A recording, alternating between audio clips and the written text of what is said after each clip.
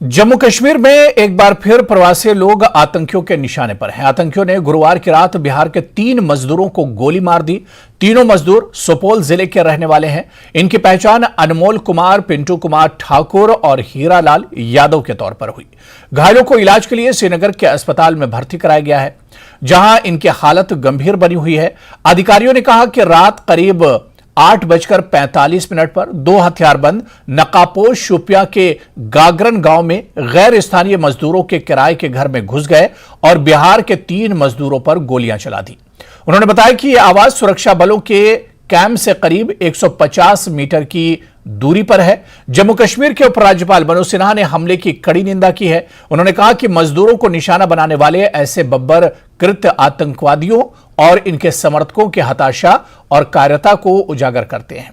इस बीच राजनीतिक दलों ने भी हमले की निंदा की है।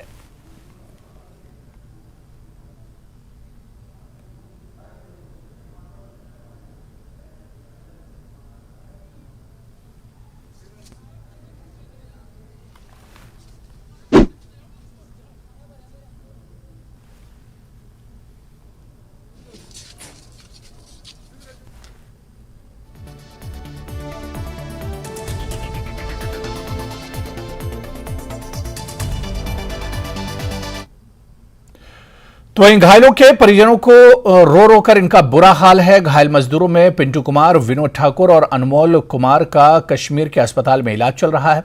इसके अलावा घायलों में सहरसा जिले के काशिमपुर का रहने वाला हीरालाल यादव भी शामिल है। इधर परिजनों को कोई सूचना नहीं मिलने के कारण वो डरे सहमे हैं।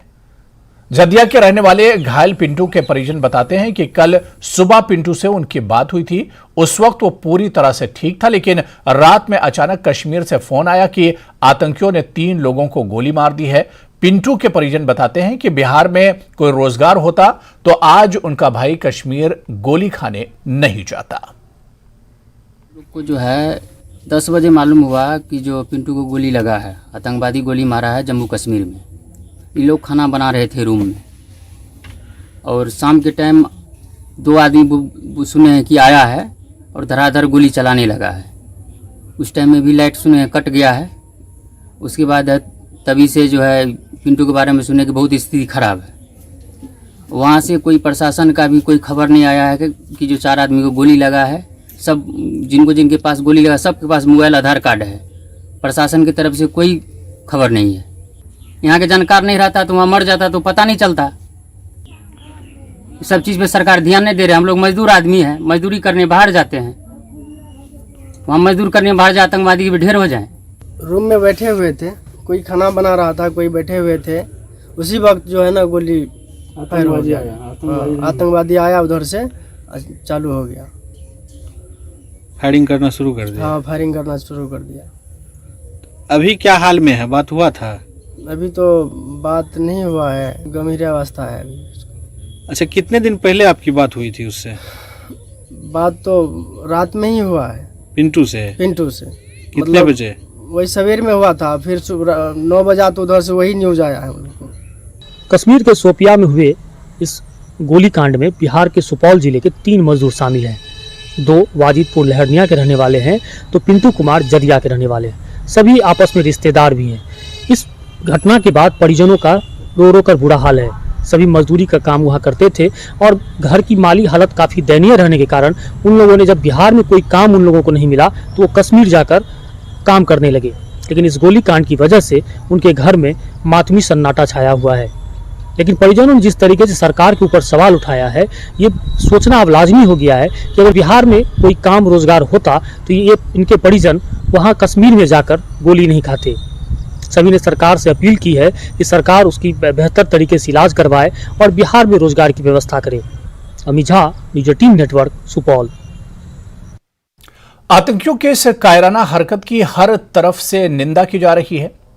स्क्रीन पर आप 3 तस्वीरें हम आपको दिखा रहे हैं जो शोपियां से 2 जगहों से हैं, जबकि एक जम्मू की है।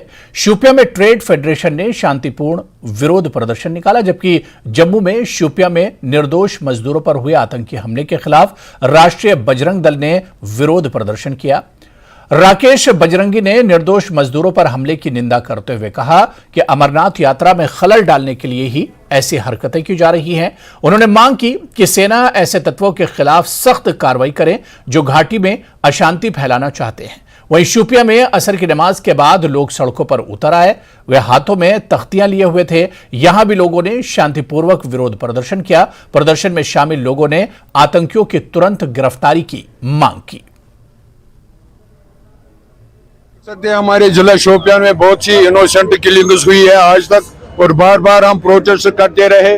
और आज जो ये घिनौनी हरकत की गई है कि 3 मजदूरों को निशाना बनाया गया है, इसके लिए हम मजम्मत करते हैं और सारे जिला शोपियान का जो अवाम है इसकी भरपूर मजम्मत करते हैं। पुरजोर अल्फाज में उनकी मजम्मत करते हैं, क्योंकि यहाँ जो अब हमारा भाईचारा हिंदू मुस्लिम सिख इत्तेहाद का जो भाईचारा है उसको बिगाड़ने के लिए कुछ लोग ये कोशिश कर रहे हैं। हम इसलिए सड़कों पे आ रहे हैं, इन एजेंसियों तक ये पैगाम पहुंचाना चाह रहे हैं कि ऐसा बेगुनाह लोगों का कत्लेआम बंद करो। हमारा आज का विरोध प्रदर्शन जो है वो पाकिस्तान के खिलाफ है। आज हमने पाकिस्तान का पुतला फूंका है, क्योंकि सोपैया के अंदर पाकिस्तान के इशारे पर टारगेट किलिंग करने की कोशिश की गई है।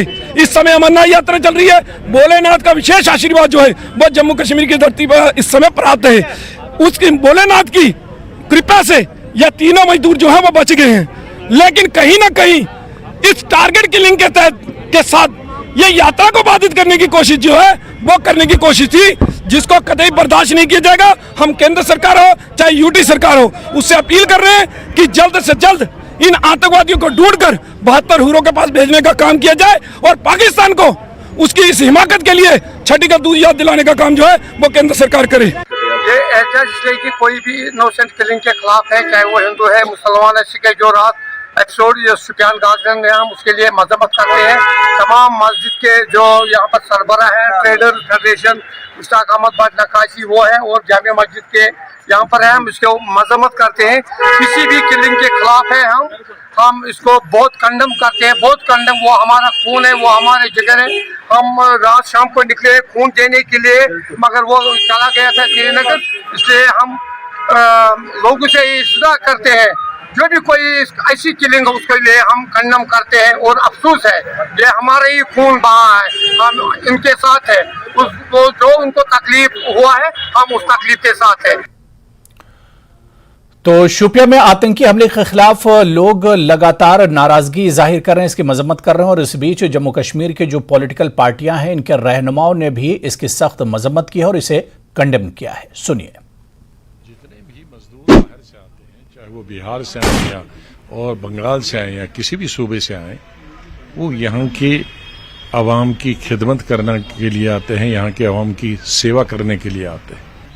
ये तो अच्छी बात है कि इस दफ़ा उस हमले में वो बच गए, लेकिन इससे पहले भी पिछले कई सालों में उनकी जानें ली गई हैं, जिसकी वजह से अगर इसी तरह से हरासा किया गया इन बाहर के मजदूरों को, और ये बाहर के मजदूर सिर्फ हमारी रियासत में नहीं आते हैं, हमारे मजदूर भी रियासत के तकरीबन 10-15 सूबों में जाते हैं काम करने के लिए। अगर हमारे मजदूरों के साथ ऐसा कोई करेगा तो हमको कैसा लगेगा। एक अटैक हुआ तो क्या बदकिस्मती है, शर्मिंदा मेरा सार इसीलिए है। शरपसंद अनासिर हैं और हम उन्हीं के लिए तो कहते हैं उनको भी कि इससे कुछ नहीं निकलने वाला है। कोई भी तशद्दुद, किसी किस्म का भी तशद्दुद हो, वो नाकाबिल कबूल है और उससे कोई कुछ हासिल नहीं होता है। और ये वाजिब मजबत है, हर एक को इसकी मजबत करनी चाहिए, क्योंकि हम आगे बढ़ने के बजाय इससे क्या है कि एक दशके लग जाते हैं, एक इम्पीडेंस क्रिएट हो जाते हैं। लेकिन इसके साथ साथ ही ये भी जो एक कोशिश की जा रही है एक नॉर्मल सी नैरेटिव बिल्डअप करने की, वाक़ात के बरक्स या ज़मीनी हक़ाइक़ के बरक्स, वो भी मुझे लगता है कि वो भी सही नहीं है। इनको सख्ती से निपटा जाएगा। और पहले भी जो शांति व्यवस्था बनाई है, काफ़ी मिलिटेंट्स को मार गिराया गया है। उम्मीद ही नहीं, पूरा विश्वास है कि जल्दी उनको मार गिराया जाएगा। इस प्रकार की जो छिटपुट घटनाएं होने लगी हैं, ये वाकई में चिंता का विषय बनाती हैं। लेकिन ऐसा नहीं है, लोगों ने बहुत सहा है और लोगों ने हमेशा प्रशासन का साथ भी दिया है। अब वो वक्त आ गया है कि जब ये जो लोग बचे हैं उनको भी मार गिराया जाएगा और फिर से यहाँ पर शांति व्यवस्था स्थापित होगी। अमित शाह जी दावे बहुत करते हैं कि हमने पूरा पुख्ता इंतजाम कर दिया है, परिंदा भी पर नहीं मारेगा। आज हम उनसे पूछते हैं ये कौन सा परिंदा है? आपने नोटबंदी करके भी देख लिया और अभी तक भी आतंकवाद दस्तक यहाँ पे दे रहा है। पुंछ की वारदातें हमारे से भूली नहीं है, डांगरी जैसा हत्याकांड जो हुआ वो भी हमसे भूला नहीं है, अभी तक वो जख्म नहीं किए थे। इस ढंग से शोपियां में इस लेबर क्लास के लोगों को टारगेट बनाना, निशाना बनाना, लगता है कहीं ना कहीं लॉ एंड ऑर्डर मशीनरी या जो लोग इसके लिए जिम्मेवार थे वो जरूर इसके लिए जवाबदेही यहाँ पे है। और अमित शाह जी को इंश्योर करना चाहिए कि जम्मू कश्मीर में जो अमरनाथ यात्रा के सिलसिले में भक्तजन के रूप में लोग आ रहे हैं, पूरा पुख्ता इंतजाम यहाँ पे करें और सिक्योरिटी ग्रिड को फिर मजबूत करने की जरूरत यहाँ पे है। मेरी गुजारिश होगी तमाम लोगों से, आपका जो भी मकसद है ये तरीक़ेकार मत अपनाइए। मेजॉरिटी ऑफ कश्मीरीज इसको ठीक नहीं समझते हैं, वो बोलते हैं कि नहीं बोलते हैं वो डिफरेंट बात है, इसको ठीक नहीं समझते हैं। और फिर हमारी इकोनॉमिक एक्टिविटी को, एक तो इंसानी जान है, किसी भी इंसान की किसी काज के लिए भी आप जान लेंगे उससे अल्लाह भी खुश नहीं है और हमारा मजहब इसकी इजाज़त नहीं देता है। और हमारे उसको, एक तो वो है सबसे बड़ी बात, दूसरी बात है हमारी इकोनॉमिक। ब्रेक के बाद आगे बढ़ेंगे। सीएम सुक्खू ने आज प्रेस कॉन्फ्रेंस में कहा था कि जो पहली किस्त केंद्र से जारी की गई है वो इस आपदा को लेकर नहीं है बल्कि हर साल राज्यों को दी जाती है। सुनिए उन्होंने क्या कुछ कहा था। मैंने देश के गृह मंत्री अमित शाह जी से बात की, उनसे मैंने अनुरोध किया कि जब से आपदा आई है आप तकरीबन हमें 2000 करोड़ की इंटरिम रिलीफ दीजिए। अभी तक हमें कोई रिलीफ नहीं मिला।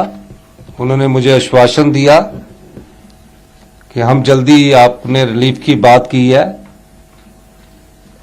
इंटरिम रिलीफ आपने 2000 करोड़ मांगा है, लेकिन मैं कुछ ना कुछ आपके लिए जल्दी ही करने की कोशिश करता हूं। पहली इंस्टॉलमेंट हमने 75 करोड़ रुपए की सभी डिप्टी कमिश्नर्स को उपलब्ध करवाई और आज हमने 188 करोड़ रुपए की जो राहत है बिल्कुल सभी 12 जिलों में उपलब्ध करवा दी है। उसकी नोटिफिकेशन कर दी गई है, आप देख सकते हैं। एक बात अभी कुछ रूटीन की पिछले दिनों मैंने सोशल मीडिया में देखी कि 188 करोड़ रुपया मिला है। वो हमारा क्वार्टरली जो हमको आपदा का मिलता है वो हमेशा मिलेगा। आपदा आती तो भी मिलता, नहीं आती तो भी मिलता, वो अलग से है। उसमें अभी हमारे पास कोई धन केंद्र सरकार से नहीं मिला है। और आज जब मैंने होम मिनिस्टर साहब से बात की तो उन्होंने मुझे पूरा आश्वासन दिया कि जल्दी हम इस बारे में आपको मदद करेंगे। हमने सरकार से ये भी अनुरोध किया है कि हमारे पिछले 351 करोड़ रुपया है, 315 करोड़ रुपया है, उनके कुछ पिछले साल के, उसको आप तुरंत प्रभाव से हमें रिलीज कर दीजिए ताकि हम इस लड़ाई को लड़ सकें। बाढ़ और बारिश से हुई तबाही से हिमाचल में नुकसान के आंकड़े 7 से 8 हजार करोड़ तक पहुंच सकते हैं। सीएम सुक्खू ने आज प्रेस कॉन्फ्रेंस में यह दावा किया। सीएम ने कहा कि भारी तबाही हुई है, अब तक हम 4000 करोड़ के नुकसान का अंदाजा लगा सकते हैं, मगर पूरा आकलन होने पर करीब 7 से 8 हजार करोड़ का नुकसान हो सकता है। सीएम ने बाढ़ प्रभावित कई इलाकों का दौरा करने के बाद आज शिमला में प्रेस कॉन्फ्रेंस की, जिसमें उन्होंने यह दावा किया। जब संपत्ति और संपदा की बात आई तो तकरीबन आकलन के अनुसार 4000 करोड़ रुपए का हमारे कम से कम नुकसान जो हम अनुमान लगा रहे हैं वो ये है। और अभी तक का जो आंकड़ा मेरे पास अभी पहुंचा है उसमें अभी 4000 करोड़ का आंकड़ा आ चुका है। ये पैसों से ये भरपाई नहीं होगी। 4,000 करोड़ तो अभी है, मुझे लगता है कि 7-8 हजार करोड़ से ज्यादा का नुकसान हुआ है। आज सुबह आने के बाद चीफ सेक्रेटरी महोदय साहब जब से यहाँ पहुंचे, कल से उन्होंने कल उन्होंने मीटिंग की। सभी डिप्टी कमिश्नर्स को ये आदेश दिए गए कि जल्दी से जल्दी ही आप और जो नुकसान हुआ है उसकी रिपोर्ट भी जल्दी आप सबमिट कीजिए। चलिए आगे बढ़ेंगे। नुब्रा घाटी के तुर्तुक में आकाशवाणी करगिल प्रमुख और बल्ती एसोसिएशन के नवनिर्वाचित अध्यक्ष बशीर वफा का खास इंटरव्यू देखिए। आपको बता दें कि ये दोनों बल्ती गजलों और बल्ती लोकगीतों की तलाश में नुब्रा घाटी के दौरे पर हैं। इस मौके पर उन्होंने बोगडांग, तुर्तुक, ताक्षी और थांग गांव के कुछ लोगों से बातचीत की। हमारे संवाददाता ने उनसे खास बातचीत की। आज न्यूज 18 आपको लेके आए हैं तुर्तुक इलाके में, और यहाँ पे हम दो खास लोगों से आपकी बातचीत कराएंगे, जो कि पहला आकाशवाणी कारगिल का हेड और उसी के साथ साथ बल्ती एसोसिएशन का जो न्यूली इलेक्टेड चेयरमैन है, उनसे बातचीत करते हैं। आपका बहुत बहुत स्वागत है न्यूज 18 लद्दाख में। जी नमस्कार हमारे सभी सुनने वालों को। आज हम इस इलाके में हैं और जो हमारा ये इलाका है इसमें मोस्टली बल्ती लोग रहते हैं, और बल्ती लोगों की जो कल्चरल आइडेंटिटी है उसको प्रिजर्व करने के लिए, उसको थोड़ा बूस्ट देने के लिए हम यहाँ के जो कल्चर हैं, रस्म रिवाज हैं, उनके बारे में, उनकी जो म्यूज़िक है, उनकी जो आइडेंटिटी है जिस चीज़ से, उसको हम कहीं न कहीं यहाँ तलाशने का काम कर रहे हैं। और यहाँ का जो कल्चर है उसको किस तरह से प्रिजर्व किया जा सकता है, उसके लिए हम रेडियो कारगिल के माध्यम से, आकाशवाणी कारगिल इसमें जो अपना सहयोग दे रहा है पब्लिक सर्विस ब्रॉडकास्टिंग के जरिए, तो जो बल्ती खासकर जो डायलेक्ट है यहाँ का, उसको, उसकी कल्चर को प्रिजर्व करने के लिए हम लोग यहाँ एक रिकॉर्डिंग्स के लिए आए हुए हैं। तो हमारे वफा साहब हैं जिनकी मदद से हम यहाँ के लोगों को उनकी बातें सुन रहे हैं, उनकी जो कल्चर है, उनका जो म्यूजिक है, उनकी जो फोक्स हैं, इन सारी चीज़ों को हम रिकॉर्ड करने का प्रयास कर रहे हैं। जी सर। तो सबसे पहले तो मैं आपको मेरी और पूरे न्यूज़ 18 टीम की तरफ से कांग्रेस करना चाहते हैं कि आप न्यूली चेयरमैन बने हैं। तो आप जैसे यहाँ पे इतने दूर से कारगिल से आए हो, खासकर ये पूरा बल्ती एरिया आपने पूरा देखा है, तो क्या क्या आपने यहाँ पे ऑब्जर्व किया सर, और मेन मोटिव क्या है यहाँ पे आने का? देखिए, सबसे पहले तो मैं आप न्यूज़ 18 का बहुत शुक्रिया अदा करना चाहता हूँ। जी जी। कि आप लोगों की माध्यम से हम लोग जो काम कर रहे हैं वो लोगों तक पहुंचाने में आपका सहयोग रहेगा हमारे साथ, और रहता भी आया है। तो सबसे पहले ये बताऊंगा कि चेयरमैन बनना एक एजाज जरूर है, क्योंकि हुकूम की एक जिम्मेवारी मेरे कंधे के ऊपर डाला है, तो इसको निभाने की कोशिश करूंगा। लोगों का प्यार है, आप लोगों का प्यार है। तो आपको ये बताते चलो कि आज की इस ग्लोबल दौर में लोग दुनिया एक छोटी सी ग्लोबल विलेज में तब्दील हो रही है, तो इसमें इंटरनेट के माध्यम से लोग एक दूसरे के साथ मिल रहे हैं, एक दूसरे के साथ इंटरेक्शन हो रही है। तो इसमें जो है ज़बानें एक दूसरे से घुल मिल के एक मिक्सचर जैसा ज़बान बनते जा रहा है। तो आपको ये बताने की ज़रूरत नहीं है कि बल्तियों का जो आबाई वतन है वो गिलगित बल्तिस्तान है, और स्कर्दो हमारा मरकज रहा है। जी जी। तो बड़े सगीर के बंटवारे के बाद जो है बल्तिस्तान का आधा हिस्सा वहाँ रहा, और बल्तियों की कम आबादी इंडिया के अंदर है। जी जी। मगर मैं प्राउड फील करता हूँ कि हम इंडिया के अंदर रहे, और लद्दाख में रहे, और कारगिल में रहे। जी। उससे पहले मैं आपसे एक सवाल पूछना चाहूंगी, जैसे कि यहाँ पे जिस जगह पे डेवलपमेंट आते हैं, या यूथ जैसे हो गए, कई बच्चे अपना गांव शहर छोड़ के कहीं दूसरी जगह पढ़ने जाते हैं, कोई फॉरेन तक पढ़ने जाते हैं, उस दौर में ये लोग भूल जाते हैं अपने कल्चर को, अपनी लैंग्वेज को।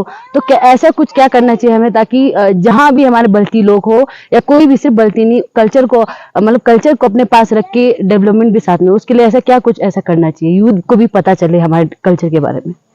आपने बड़ी सही नस पकड़ी है। जी जी। दरअसल होता क्या है कि अगर हम थोड़ा सा विचार करें, किसी भी कल्चर का जो जर्नी होता है ना, वो उन लोगों से होता है जो उसको फॉलो करते हैं। जी जी। हम कोई भी लैंग्वेज बोलते हैं, हमारे जो रस्म रिवाज होते हैं, रीति रिवाज होते हैं, जो कुछ भी हम फॉलो करते हैं, उनसे हमारी आइडेंटिटी बनती है और हमें उस चीज़ का बड़ा फख्र होता है कि हम इस कल्चर को बिलोंग करते हैं। जी जी। और उस कल्चर से जुड़े रखना अपने आप को